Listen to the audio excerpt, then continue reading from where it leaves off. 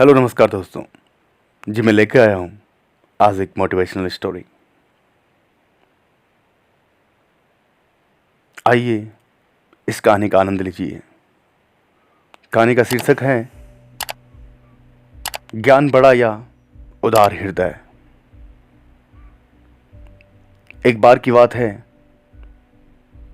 एक भैंस पालक अपनी भैंसों की सेवा में हमेशा तत्पर रहता था। वह प्रत्येक दिन अपनी भैंसों को नए नए जंगल में लेके जाया करता था ताकि उसकी भैंसें अच्छा घास चर पाएं। लगातार नए नए जंगलों में जाता और अपनी भैंसों को खुश करता रहता था। उसका वह कर्तव्य महान था और उसी के लिए वो अपने जीवन को दांव पे लगाया हुआ था। एक दिन वह अपनी भैंसों को एक नदी के किनारे ले गया।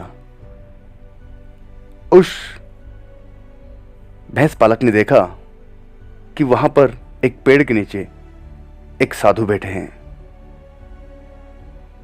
भैंस पालक बड़ा उदार हृदय था, बहुत सरल स्वभाव का था। आगे दौड़कर जाता है और साधु को हिलाता है, जगाता है कि उठो उठो साधु जी, यहाँ मेरी भैंसें आ गई हैं और यहाँ घास बहुत अच्छा है, इसलिए मैं भैंस यहाँ लेके आया हूँ कि मेरे भैंसें इसको चर के खुश हो जाएंगी। आप यहाँ से उठिए और किसी और जगह चले जाइए। साधु बोलते हैं, देखो तुम्हारा कार्य है भैंस को पालना, भैंसों को चराना, और मेरा कार्य है कि प्रभु को प्राप्त करना।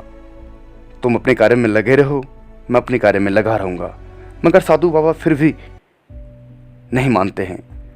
भैंस पालक की इतनी बड़ी गुजारिश करने के बाद भी साधु बाबा बैठे रहते हैं और कहते हैं साधु बाबा कि देखो तुमने जीवन भर भैंसों की सेवा की है और शायद जीवन भर करते रहोगे, क्या तुम भी भगवान प्राप्त नहीं करना चाहोगे? साधु बाबा की बात सुनने को भैंस पालक मजबूर हो गए। उन्होंने कहा, मैं कहाँ अज्ञानी, आप तो ठहरे महान ज्ञानी, आपको तो पता नहीं कितना ज्ञान है जिसके बाद आप भगवान को प्राप्त कर रहे हैं।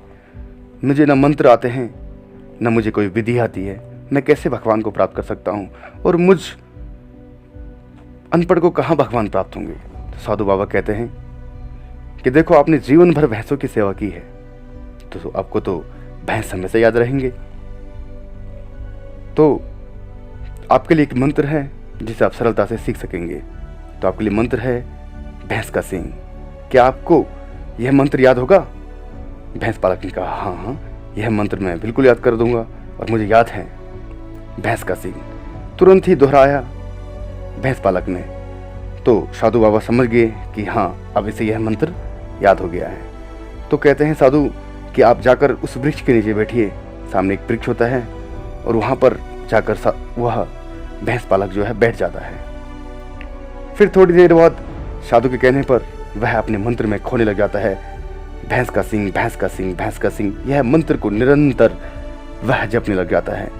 कुछ ही समय बाद उसे भगवान की प्राप्ति हो जाती है और भगवान की प्राप्ति होकर वह व्यक्ति बहुत खुश हो जाता है। तब जाके साधु उस व्यक्ति के पास जाते हैं और कहते हैं, देखा भैंस पालक, आपको भगवान की प्राप्ति हो गई? तो सर झुकाते हुए वह भैंस पालक कहते हैं, हाँ साधु महाराज, आपके उचित मार्गदर्शन से मुझे भगवान का दर्शन हो गया है और मेरा जीवन धन्य हो गया है। यह सब आपकी कृपा है। तब तक साधु कहते हैं कि देखिए और हमेशा याद रखना, किसी भी कार्य के लिए इंसान का ज्ञानी होना ही महत्वपूर्ण नहीं है, बल्कि इंसान का उदार हृदय, मन का स्वच्छ होना ही सबसे महत्वपूर्ण है। तो हमें इस कहानी से शिक्षा मिलती है कि हम संसार में कोई भी कार्य कर सकते हैं। हम अपने किसी भी भगवान को प्रकट और प्रसन्न कर सकते हैं अगर हमारा हृदय स्वच्छ और साफ और हमारा उदार हृदय हो। धन्यवाद।